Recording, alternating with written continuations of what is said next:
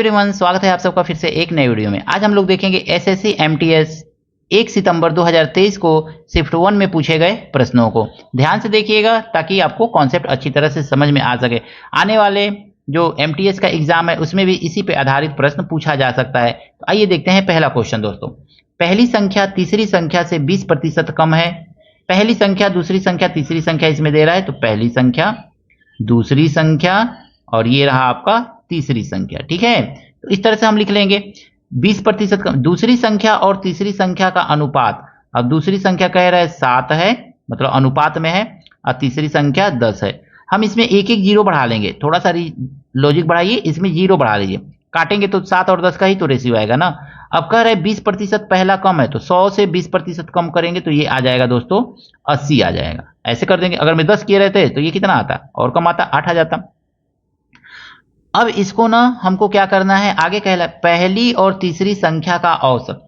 पहली और तीसरी संख्या का औसत कितना होगा, तो दोनों को जोड़ लीजिए, आएगा 180 और 2 से भाग कर दीजिए, तो पहली और तीसरी संख्या का औसत आ गया 90।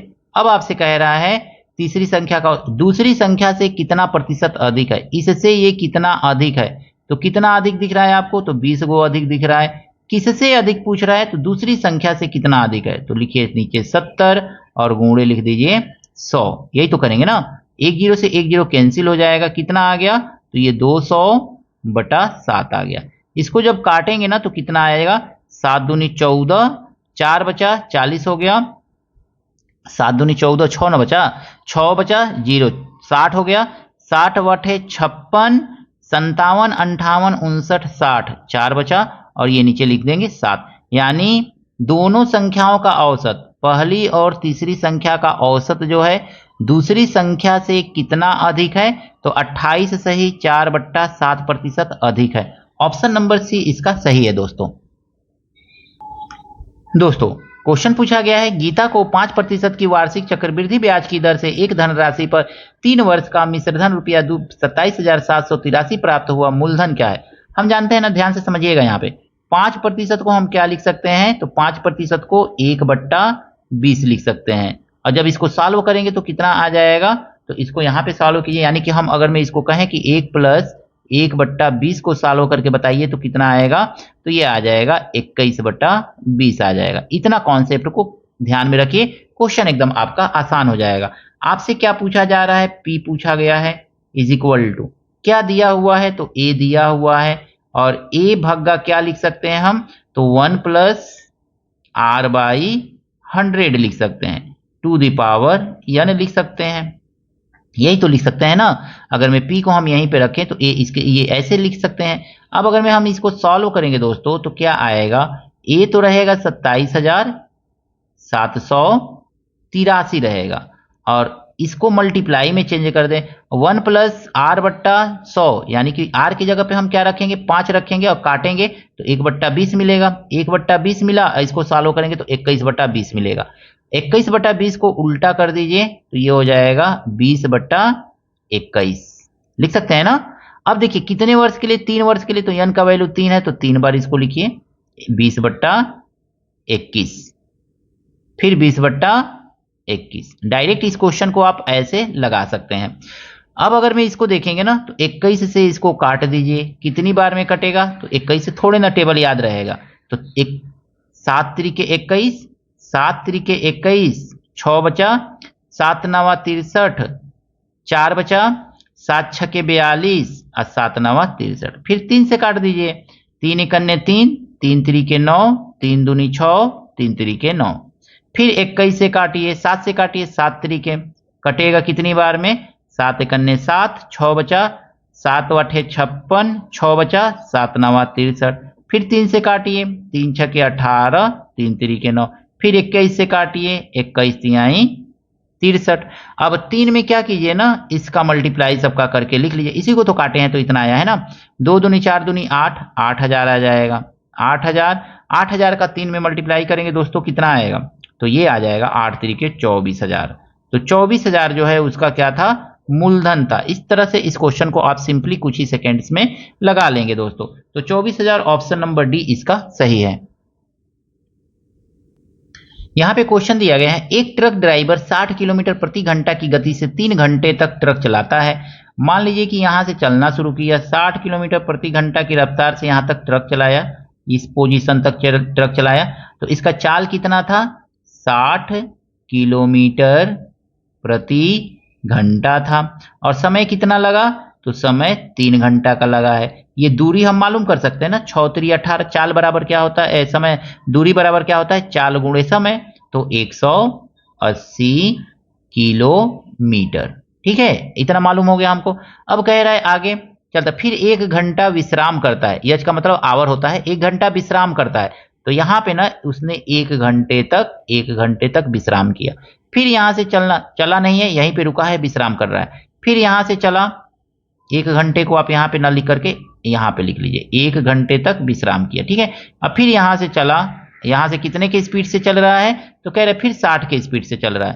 तो 60 किलोमीटर प्रति घंटा, 60 किलोमीटर प्रति घंटा की रफ्तार से कितने समय तक चल रहा है, तो 4 घंटे तक चल रहा है। तो 4 घंटे तक चल रहा है, यानी यहाँ से यहाँ तक चला 180, यहाँ पे विश्राम किया कुछ 1 घंटे तक, अब फिर यहाँ से चला यहाँ तक, कितना दूर चला है ये, तो इसको दोनों को मल्टीप्लाई कर लीजिए, दूरी बराबर चाल गुणे समय, 4 छके 24, तो 240 किलोमीटर चला है। यही तो चला है ना। अब आपसे पूछ रहा है औसत चाल बताइए, तो औसत चाल बराबर होता क्या है दोस्तों, तो औसत चाल बराबर होता है कुल दूरी। कुल दूरी कितना है, तो 0, 180 और 240, 8 4 12, 2 1 3, 420 किलोमीटर। और कुल समय कितना लगा है, 3 घंटा, 1 घंटा और 4 घंटा। भले विश्राम किया है, लेकिन ये इसी में न जुड़ेगा टोटल समय, यहां से यहां तक जाने में कितना समय लगा, तो इसको जोड़ना पड़ेगा, तो 8 घंटे का समय लगा है। इसको अब काट दीजिए, तो ये कटेगा किससे, 8 5 40, 8 दूनी 16, 8 5 40, यही तो आएगा। 52.5 किलोमीटर प्रति घंटा का औसत चाल उसका है, 52.5 किलोमीटर प्रति घंटा। ऑप्शन नंबर कौन सा है, option number 52.5, option number A ही इसका सही है। इस प्रश्न में कहा गया है, दिशा ने 20,000 की धनराशि किस साधारण ब्याज की दर पर जमा की है जिससे उसे 9 वर्ष बाद 33,050 प्राप्त हो। सबसे पहले देखेंगे ना, तो इसमें एसआई हम देख लेंगे कितना मिला है दिशा को। तो एसआई देखेंगे तो 20,000 जमा किया और 33,500 मिला, यानी 13,500 का उसको एसआई मिला हुआ है, 13,500 का उसको एसआई मिला हुआ है। रेट आपसे पूछा जा रहा है, तो रेट बराबर होता क्या है, तो फार्मूला एक बार लिख लीजिए, रेट बराबर होता है एसआई गुणे 100/P इंटू टी। इस फार्मूला को दिमाग में रखिएगा, इससे आप रेट डायरेक्ट फाइंड कर लेंगे, इधर उधर कुछ पक्षांतर नहीं करना पड़ेगा, बस कुछ ही सेकेंड्स में आप रेट फाइंड कर लेंगे। फार्मूला याद रहेगा, लिखने की जरूरत नहीं पड़ेगी। आइए देखते हैं, रेट बराबर हम देखेंगे एसआई कितना है, तो 13,500 रुपया है, यही तो एसआई है। मल्टीप्लाई करेंगे हम किससे, तो 100 से। इसके नीचे हमको कितना लिखना है, तो P का वैल्यू है 20,000 कह रहा है, तो लिख लीजिए 20,000, और गुणे टाइम कितना है, तो 9 वर्ष का टाइम है। अब देखिए 1020 1020 1020 1020, अब 9 से इसको डायरेक्ट काट दीजिए, 9 एकन्ने 9 और 9 पच्चे 45 बटा 2, और 2 से जब इसको कट करेंगे ना, तो कितना आ जाएगा, तो ये आ जाएगा आपका 7.5%, यानी ब्याज की दर कितना है, साधारण ब्याज की दर कितनी है, 7.5%। ऑप्शन नंबर सी दोस्तों सही है इसका। ये सिंप्लीफिकेशन का क्वेश्चन दिया गया है, एसएससी एमटीएस 1 सितंबर 2024 में पूछा गया, 2023 में पूछा गया है, सॉरी 24 लिख दिए हैं, 23 में पूछा गया है, शिफ्ट 1 में पूछा गया है क्वेश्चन। ये एक ब्रैकेट में दिया है 13/13 गुणे 13 प्लस 13 ऑब्लिक भाग का सिंबल है, 13/13 गुणे 13 प्लस 13 दिया हुआ है। इसको कैसे सॉल्व करेंगे, तो हम लिखेंगे 13 और भग्गा का मतलब है नीचे आ जाएगा, इन दोनों का मल्टीप्लाई करके लिखना है, तो मल्टीप्लाई मत कीजिए, सीधे लिख लीजिए 13 गुणे 13, ऐसे लिख लेंगे, और प्लस कितना है, तो यहाँ पे 13 है, ऐसे लिखेंगे ना। अब यहाँ पे कह रहा है ऑब्लिक, ऐसे भाग का सिंबल है, नीचे लिख सकते हैं। अब देखिए इस 13 से इस 13 को काट देंगे, यहाँ पे सबसे पहले तो भाग ही दिया जाता है ना, तो तो हम यहाँ पे थोड़ा सा लिख ले रहे हैं समझने के लिए, अदरवाइज इसको काट भी सकते हैं डायरेक्ट। अब मल्टीप्लाई 13 प्लस 13, ऐसे है ये। इस एक ब्रैकेट में इस तरह से दिया हुआ है, एक ब्रैकेट में देखिए 13 से ये 13 कैंसिल आउट हो जाएगा। 13 से यहाँ पे इस 13 को काट सकते हैं, तो यहाँ पे बचा क्या, 1/13 और प्लस 13 और ऑब्लिक कितना दिया है, 13 से ये 13 कट गया, 13 एक अन्य 13, 13 13 26 बचा, यही तो बचेगा ना इतना। अब इसको सॉल्व कीजिए तो ये हो जाएगा 1 प्लस 13 13 169, 1 6 9 और बटा 13, ऐसे लिख लेंगे। और यहाँ पे बटे 26, आगे इसको सॉल्व कीजिए। यहाँ पे 169 और 1 कितना हो जाएगा, 170 हो जाएगा।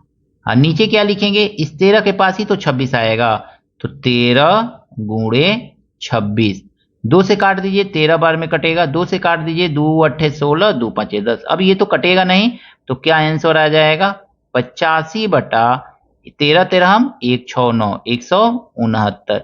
यही आपका दोस्तों आंसर है। एकदम सिंपल से तरीके से इसको चाहें तो आप इसमें भी काट काट करके लगा सकते हैं, 2 ही लाइन में। 85/169 कौन सा आंसर है, ऑप्शन नंबर डी।